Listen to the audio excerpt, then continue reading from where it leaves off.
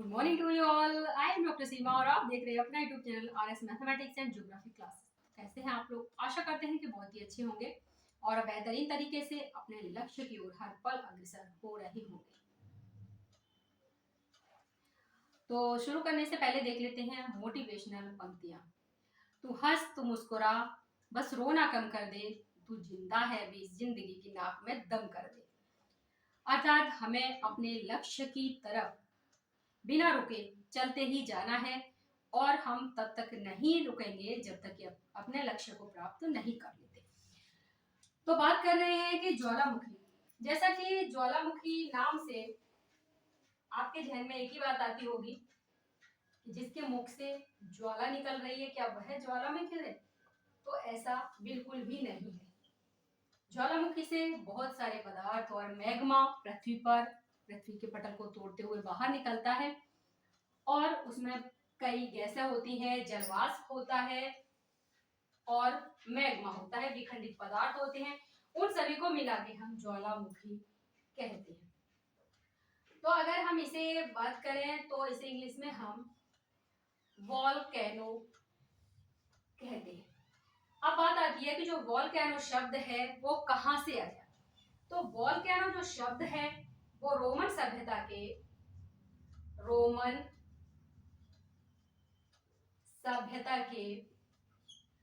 अग्नि देवता,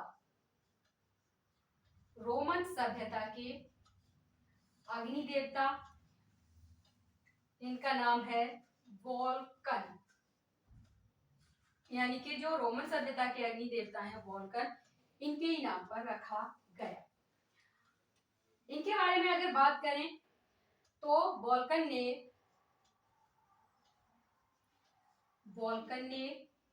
इटली के लिपारी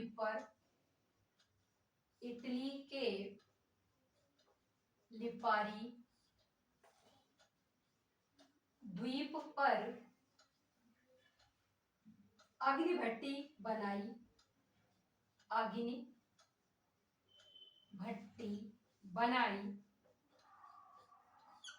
जो कि कालांतर में किसमें परिवर्तित हो गई? ज्वालामुखी में परिवर्तित हो गई।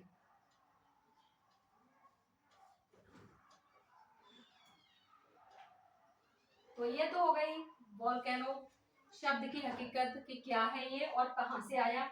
हो सकता है प्रश्न बन जाए कि वोल्केनो जो शब्द है वो कहां से आया, तो आप उसे बता सकते हैं। नेक्स्ट हम बात करें तो यहाँ पर ज्वालामुखी से निश्चित पदार्थ, यानी कि ज्वालामुखी से जो पदार्थ निकलते हैं वो कौन कौन से हैं। ज्वालामुखी से निकलने वाले पदार्थ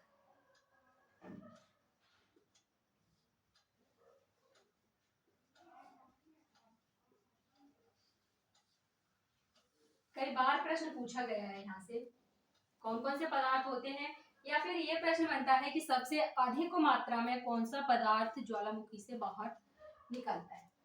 तो यहाँ पर नंबर 1, नंबर 2 और नंबर 3। सबसे पहला है गैस व जलवाष्प। नंबर 2 है विखंडित पदार्थ।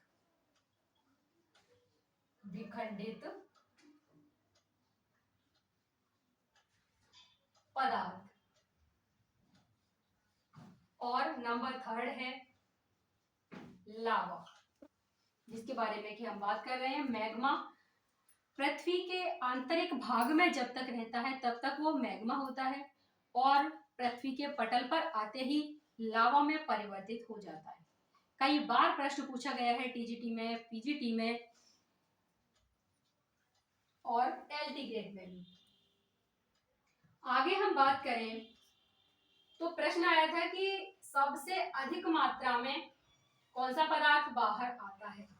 तो आप देख रहे हैं यहाँ पर गैस और जलवाष्प, ये आपका 60 से 90% होता है, यानी कि सबसे अधिक मात्रा में आता है। कभी कभी पूछा जाता है कि परसेंट में पूछ लेगा कि कितने प्रतिशत होती है इसकी मात्रा, तो ये 60 से 90% इसकी मात्रा होती है। वहीं पर अगर हम बात करें गैसों की, तो गैसें कौन कौन सी हैं? कार्बन डाइऑक्साइड, कार्बन डाइऑक्साइड, और है आपका नाइट्रोजन और सल्फर डाइऑक्साइड। नाइट्रोजन और है सल्फर डाइऑक्साइड। ठीक है, हो सकता है गैसों से प्रश्न बन जाए। बताइए ज्वालामुखी से निश्चित जो गैसें हैं इनमें से कौन सी नहीं है? क्योंकि यहाँ पर 3 दे रखी हैं, चौथी अन्य गैस देके वो प्रश्न पूछ सकता है। Carbon dioxide, nitrogen, sulphur dioxide, और अन्य गैस का नाम लिखेगा और पूछेगा बताइए कि इनमें से ज्वालामुखी से निकलने वाली गैसों में से कौन सी गैस नहीं है। तो इस प्रकार से भी प्रश्न बन सकता है। अब हम बात करते हैं यहाँ पर जो विखंडित पदार्थ हैं उनके बारे में।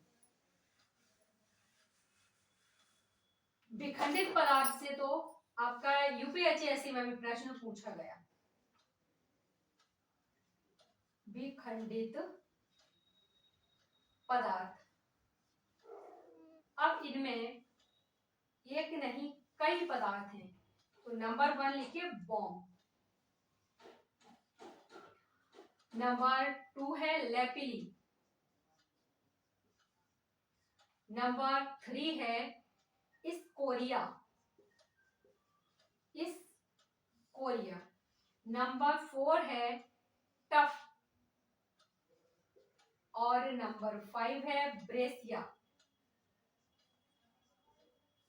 नंबर 6 है राख या धूल, और नंबर 7 है प्यूमिस, प्यूमिस या फिर इसे झामक भी कहा जाता है। झामक क्या होता है कि जो अक्सर 2, 3, 4 जितने भी नाम होते हैं तो वो एक शब्द पूछेगा तो मेन शब्द तो सभी पढ़ लेते हैं, लेकिन जो उसके अन्य नाम होते हैं उनमें उसको उलझाना होता है। तो आप उन्हें अवश्य देखें। यहाँ पर प्यूमिस दे सकता है या फिर झामक भी दे सकता है। अगर हम यहाँ पर बॉम्ब की बात करें तो ये यहाँ तक तो सही है कि वो ऐसे पूछेगा आपसे विखंडित पदार्थ कौन सा नहीं है। 3 ऑप्शन आपके पास यही होंगे, बॉम्ब होगा, लेपली होगा, स्कोरिया होगा, और अन्य एक दूसरा कोई भी शब्द दे देगा। पूछेगा इनमें से बताइए ज्वालामुखी से निश्चित पदार्थ नहीं है। इसके अलावा अगर उसे प्रश्न को टफ करना है, मान लीजिए वो चाहता है कि उलझाना है उसे बच्चे को, तो किस प्रकार से प्रश्न पूछा जाएगा? बॉम्ब यानी कि कुछ इंच से कई फीट तक के, कुछ इंच से कई फीट तक के व्यास वाले बड़े बड़े चट्टानी टुकड़े, वाले बड़े बड़े चट्टानी टुकड़े। इसमें पूछेगा कि कुछ इंच से लेकर कई फीट तक के व्यास वाले बड़े बड़े चट्टानी टुकड़े क्या कहलाते हैं? बॉम्ब कहलाते हैं, लेपिली कहलाते हैं, स्कोरिया कहलाते हैं, या फिर टफ कहलाते हैं? तो आपका आंसर होगा बॉम्ब कहलाते हैं। इसी प्रकार से लेपिली के बारे में पूछेगा, मटर के दाने के आकार के, मटर के दाने के आकार के, या फिर ये अखरोट के आकार वाले भी होते हैं, अखरोट के आकार के, यानी कि लेपिली मटर के दाने के आकार के हो सकते हैं, या फिर अखरोट के आकार, जो अखरोट होता है उसके आकार के भी हो सकते हैं। तो ये जो टुकड़े होते हैं ये क्या कहलाते हैं? तो ये कहलाते हैं लेपिली। नेक्स्ट यहीं पर स्कोरिया की बात करें, स्कोरिया क्या है? तो ये भी चने या मटर के आकार के होते हैं। स्कोरिया चने या मटर के आकार के टुकड़े जो होते हैं ये कहलाते हैं स्कोरिया। यानी कि सभी के बारे में हमें पूरी तरह से जानकारी होनी चाहिए। टफ, टफ क्या होता है? तो ये धूल कणों तथा राख से बने टुकड़े होते हैं। धूल कणों या राख से बने टुकड़े।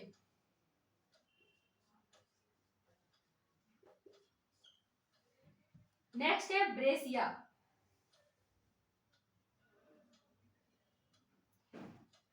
कणों वाले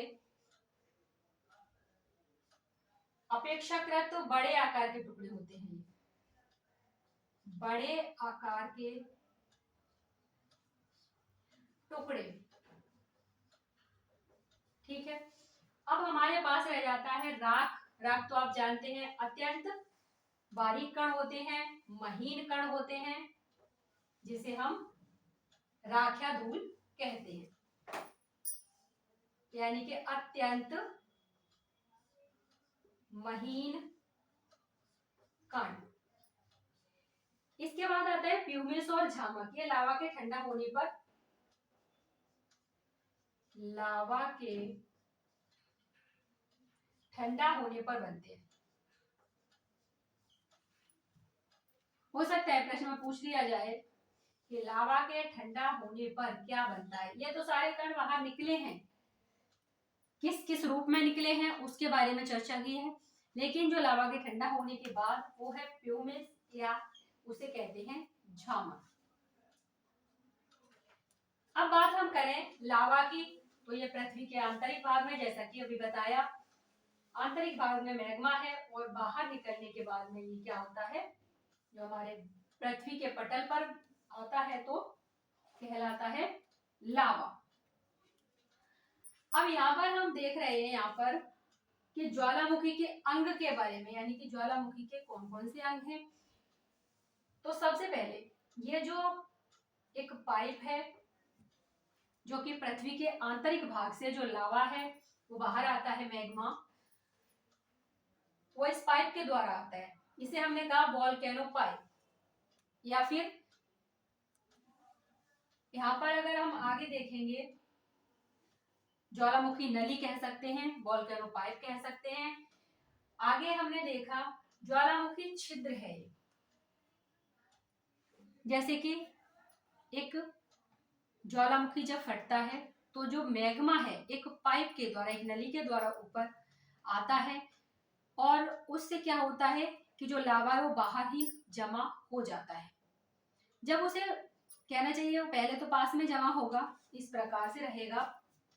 मान लीजिए इस पाइप से निकला, अब ये इधर जा रहा है, कुछ इधर जा रहा है, तो इस प्रकार से एक शंकु के आकार की आकृति बन जाएगी। अब ये आकृति बनेगी तो यहाँ पर ही एक छिद्र भी होगा, जैसे कि मैग्मा निकल रहा था, अब ये क्या था, ज्वालामुखी छिद्र। उसके अलावा अगर यही छिद्र नेचुरल रूप से बड़ा हो जाता है तो उसे क्या कहा जा रहा है, उसे कहा जा रहा है ज्वालामुखी क्रेटर। जैसा कि आपने सुना होगा कि क्रेटर जब इसमें पानी भर जाता है जब, तो वो क्रेटर झील भी यही बनती है। तो ये तो आपका ज्वालामुखी के अंग के बारे में। यह है वोल्केनो कोन, यानी ज्वालामुखी शंकु इस प्रकार का हो जाएगा, तो ये क्या है, शंकु के आकार का है, तो ज्वालामुखी शंकु है। नेक्स्ट हम अगर बात करें यहाँ पर, और जब किसी कारण से, जब एक पॉइंट ये काफी पूछा जाता है, जब धसाव या अन्य कारण से, अन्य कारण से ज्वालामुखी का विस्तार हो जाए, यानी कि ज्वालामुखी क्रेटर बन गया, उसके बाद में अगर इसका विस्तार हो जाता है, ज्वालामुखी का विस्तार हो जाए तो क्या होता है, तो उसे हम कहते हैं कॉल्डेरा। कॉल्डेरा ये कई बार प्रश्न पूछा जा चुका है, कॉल्डेरा क्या होता है। ठीक है, अब यहीं पर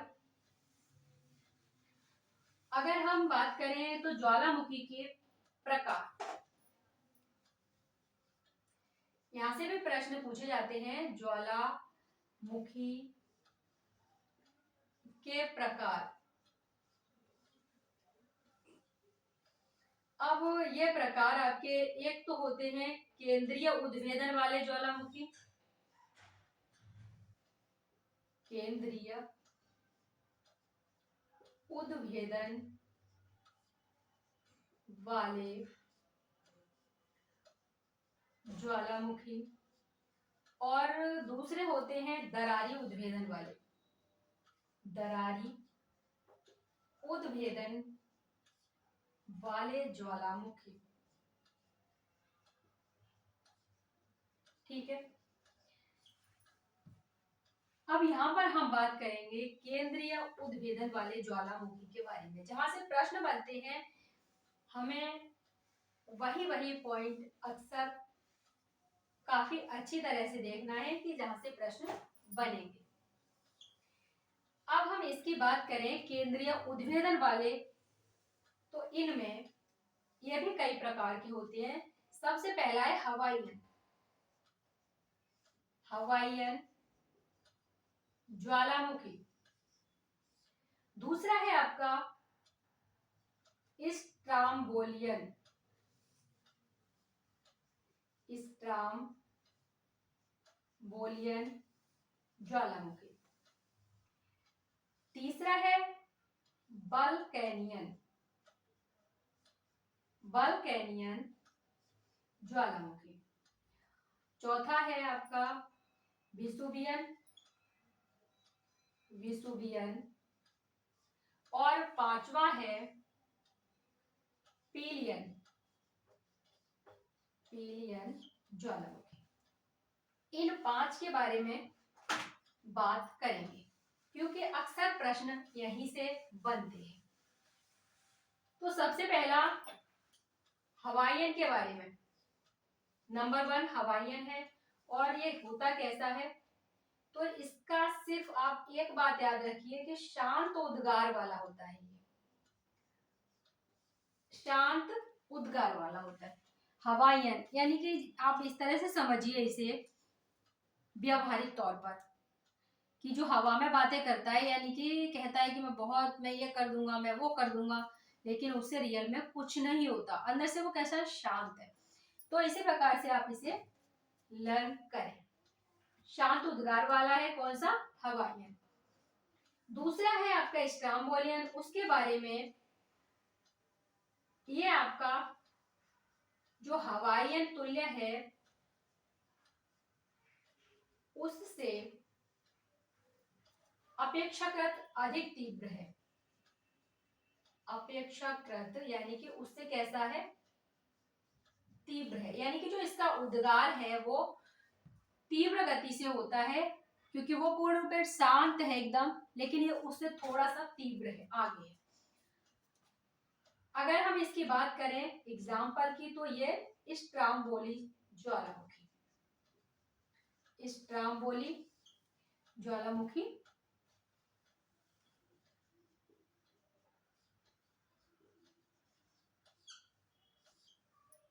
और इसे ही आप भूमध्य सागर का प्रकाश स्तंभ भी कहते हैं।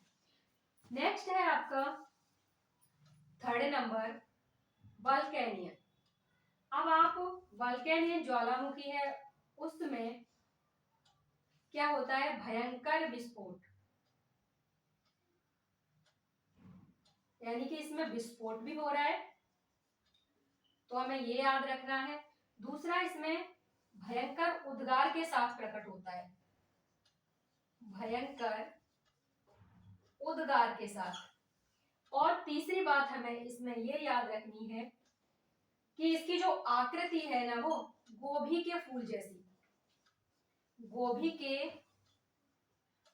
फूल जैसी आकृति, किसकी? वॉल्केनियन की। गोभी के फूल जैसी आकृति है, विस्फोट भयंकर उद्गार के साथ होता है, और जो लावा है वो चिपचिपा व लसदार होता है। लावा इसका है चिपचिपा व लसदार। ठीक है, तो ये तो हो गया आपका वॉल्केनियन ज्वालामुखी। अब हमारा नेक्स्ट आता है विसुवियस। 4 नंबर पर जो विसुवियस है उसमें क्या खासियत है? तो जो विसुवियस है ये आपका वोल्केनो प्रकार की तरह ही है, यानी कि वोल्केनियन की तरह। दूसरी बात इसमें क्या है, यानी कि जो इसके भी क्या है ज्वालामुखी वो आकार है वो इसमें भी फूल गोभी की तरह ही है, ये भी फूल गोभी की तरह है। अब लास्ट है आपका पीलियन। पीलियन तुल्य जो ज्वालामुखी है ये कैसा है? तो ये सबसे भयानक है, यानी कि सबसे अधिक विनाशकारी, सबसे अधिक विनाशकारी,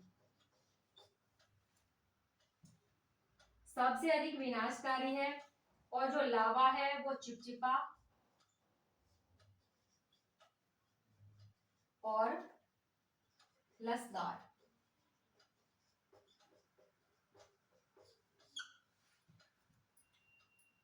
अगर हम इसकी बात करें पीलियन तुल्य ज्वालामुखी की, तो ये 1911 में फिलीपाइन में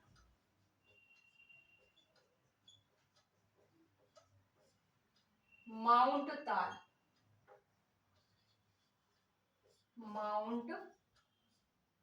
ताल इसका उदाहरण है। अब इसे आप याद रखेंगे पीलियन तुल्य, यानी कि देखने में तो ठीक नहीं है लेकिन जो उद्गार है वो बहुत ही विनाशकारी है। अक्सर 2 प्रश्न ही पूछे जाते हैं, एक तो पीलियन तुल्य यानी कि जो अधिक विनाशकारी है वो कौन सा है? पीलियन तुल्य है। और जो शांत है वो कैसा है? हवाईयन है। कभी कभी वोल्केनियन पूछ लिया जाता है जो कि गोभी के फूल के आकार का है। स्टाम्बोलिया भूमध्य सागर का प्रकाश स्तंभ है, इसलिए वो भी पूछ लिया जाता है। यानी कि 4-5 पॉइंट यहाँ पर मेन है जो आपको याद रखनी है। तो आज की क्लास में हमने ज्वालामुखी के अंग कौन कौन से होते हैं, ज्वालामुखी जो शब्द है वो कहाँ से आया, किस प्रकार से होता है, और किस प्रकार से जो पृथ्वी का मैग्मा है वो बाहर निकलता है, उसके अंदर और बाकी क्या क्या विखंडित पदार्थ होते हैं उनके बारे में भी हमने काफी बातें जानी। तो यदि आप फर्स्ट टाइम हमारे चैनल पर विजिट कर रहे हैं तो आप हमारे चैनल को सब्सक्राइब करना ना भूलें, क्योंकि आगे आने वाले एग्जाम्स में आपको हमारे चैनल से निश्चित ही मदद मिलेगी। यदि आप ज्योग्राफी से रिलेटेड हैं और या आप मैथमेटिक्स से हैं तो आपको हमारे चैनल से काफ़ी मदद मिलेगी। तो मिलते हैं नेक्स्ट क्लास में, और इसका ज्वालामुखी का जो नेक्स्ट पार्ट है वो हम नेक्स्ट क्लास में कंप्लीट करेंगे। तो आज की क्लास में बस इतना ही, मिलते हैं नेक्स्ट क्लास में, तब तक के लिए नमस्कार, धन्यवाद, जय हिंद।